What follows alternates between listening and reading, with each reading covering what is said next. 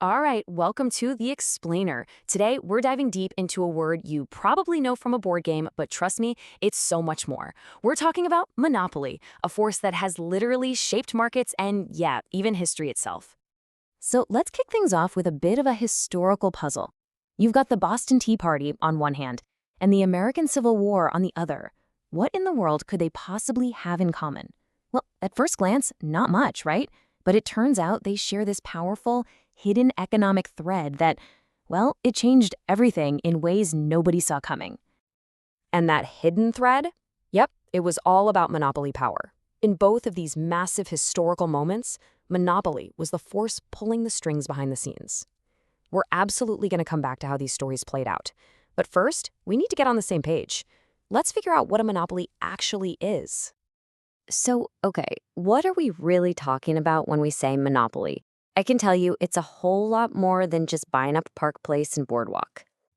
In a perfect, textbook world, a pure monopoly means one and only one seller. That's it. No competition at all. But, in the real world, it's a little messier.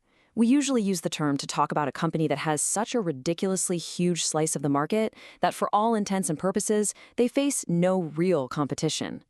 Think about Microsoft back in the 90s with its Windows operating system. Who were they really competing against? Pretty much nobody. And here is a fantastic way to picture this. Think of perfect competition as this huge crowded marathon. You've got tons of runners, and they all just have to accept the pace of the pack. They're price takers. But a monopoly? That's like a single superstar athlete running the race all by themselves. They're not taking the price, they're making the price. They set the pace for the entire market. And you might be thinking, okay, but are there really any true monopolies left? Well, they're rare, for sure, but you actually run into them more than you might think. I mean, think about it. The U.S. Postal Service for delivering a first-class letter, your local electric or water company. And what about a brand new life-saving drug that's still under patent? In all those cases, you, the consumer, really only have one choice. These are often what we'd call legal or regulated monopolies. All right, so this begs a big question, right? If monopolies can make so much money, why doesn't every other company just jump in and try to get a piece of the action? The answer is something economists have a great name for: barriers to entry. And you can think of these as the giant walls and deep moats that protect a monopoly's castle. And these barriers, these fortress walls, they basically come in 5 main flavors. Each one works a little differently to keep would-be competitors out of the game. First up, you've got what's called a natural monopoly. This happens when it just makes no economic sense to have competition. I mean, imagine 2 different companies trying to lay 2 separate sets of water pipes to your house. It would be insanely expensive and just inefficient. So, in cases like that, it's actually much, much cheaper for everyone if just one firm handles the whole market. Second, a company can get a monopoly just by controlling a vital, scarce physical resource. For a long, long time, a company called Alcoa controlled most of the world's bauxite, which is the mineral you absolutely need to make aluminum. So good luck starting an aluminum company without it. And of course, the most famous example of this has to be De Beers and their historic grip on the diamond market. Okay, the next 2 barriers are kind of linked together: legal monopolies and intellectual property. This is where the government actually steps in and grants a company exclusive rights, usually to encourage innovation. A patent, for example, protects an invention for about 20 years, making sure the inventor can actually profit from all their hard work. A trademark protects a brand symbol, like the Nike swoosh. And a copyright protects things like books and music. Honestly, without these protections, great ideas could just be copied instantly, and there'd be way less incentive to create anything new. And finally, sometimes a big, dominant company can just, intimidate everyone else out of the market. A classic, and by the way, very illegal tactic, is called predatory pricing. Imagine a huge airline. The moment a small new startup tries to compete on one of their routes, bam, the big guy slashes fares so low they're losing money, just long enough to drive the little guy out of business. And then guess what? The prices go right back up. Okay, so now we know how these monopolies get built, but let's look at how they act. How does a company with all this power actually decide what to charge? It's actually not as simple as, let's just charge $1 billion. Now, the economic models can get a little complicated, but the strategy really boils down to this 3-step dance. First, they don't just make as much stuff as they can. No, they find the exact quantity where making one more unit, just one, would bring in exactly as much revenue as it costs to make. any more than that, and they actually start losing profit on each new sale.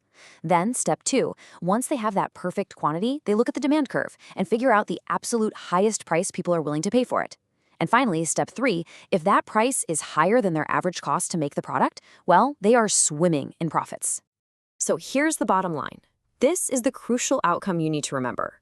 Compared to a market with healthy competition, a monopoly produces less stuff and charges a higher price for it. That's the fundamental trade-off, and it's why economists generally see monopolies as being inefficient for society as a whole. And you know, that lack of competition leads to another big problem. They can get lazy. There's this great quote from Nobel laureate John Hicks: "The best of all monopoly profits is a quiet life." Think about AT&T before it was broken up. It was basically the only phone provider in the entire US. And the old joke was you could have any color phone you wanted as long as it was black. Without any rivals nipping at your heels, there's just way less pressure to innovate or even care about customer service. Okay, now that we've got the theory down, let's circle all the way back to our history mystery at the beginning, because now we can see the real, tangible, and sometimes explosive consequences of this kind of market power. That monopoly held by the East India Company, it wasn't just some boring business deal. It was a political fire starter. And here's the crazy part. It wasn't even about the price of the tea. Colonists could actually get cheaper tea smuggled in from the Dutch. No, this was about the principle of it all, being forced to buy from one single British-approved company and pay a tax on top of it. It became this huge, glaring symbol of British overreach, and it helped light the fuse of a revolution. Then you have the Confederacy. They were so unbelievably confident in their King Cotton monopoly, they made this massive, fatal strategic bet. They truly believed that Great Britain was so dependent on their cotton that they'd be forced to support the South in the Civil War. But they completely miscalculated. They didn't realize that Britain already had huge stockpiles of cotton, and it turns out they could find new suppliers in places like India and Egypt. Their so-called monopoly was nothing but an illusion. And this all illustrates a massive lesson, doesn't it? Monopoly power can make its holders blind. They can become so secure, so confident in their position that they just completely fail to see new threats or changing realities.